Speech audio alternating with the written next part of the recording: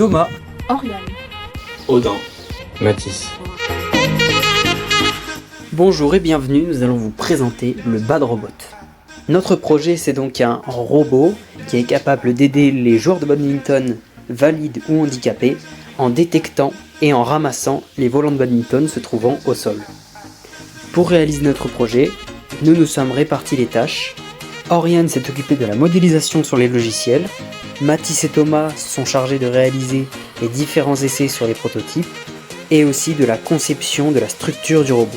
Audin, lui, s'est occupé de la programmation et des simulations informatiques. Pour répondre à notre problématique, nous avons commencé par réaliser le diagramme des exigences afin de définir les fonctions principales du robot. La modélisation, elle nous a permis de comprendre à quels endroits placer quelles pièces pour que notre robot soit conçu de la manière la plus optimale.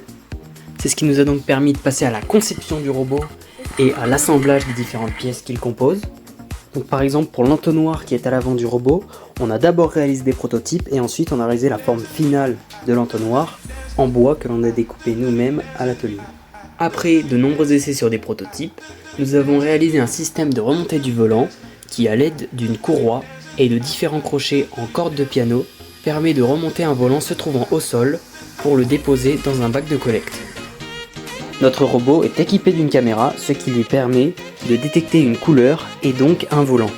Afin que notre robot se dirige tout seul vers le volant, nous avons dû faire en sorte que le volant reste en permanence le plus proche possible du centre de l'écran. Ainsi, l'objectif est de rapprocher l'angle θ le plus possible de 0 en permanence, ce qui nous donne cette évolution de l'angle θ au cours du temps.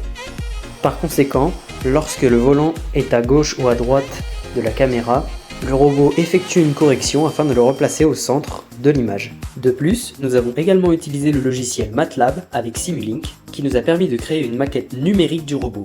Cette maquette nous a permis à la fois de constater les écarts entre les valeurs théoriques et les valeurs réelles, mais aussi comment améliorer les performances de notre robot, notamment en jouant sur différentes grandeurs physiques et différentes valeurs numériques. Concernant le projet de ramasser les volants et le rehausser, pour nous c'est intéressant particulièrement pour des personnes en fauteuil qui n'ont pas d'équilibre du tronc et qui ont de grandes difficultés pour se pencher vers l'avant ou vers le côté. Donc ce projet c'est une source d'espoir pour toutes les personnes en situation de handicap, notamment en fauteuil. Donc voilà, je trouve ça très intéressant, j'espère que le projet ira au bout et puis il pourra se perfectionner au fur et à mesure des années pour avoir un prototype qu'on pourra utiliser nous au quotidien.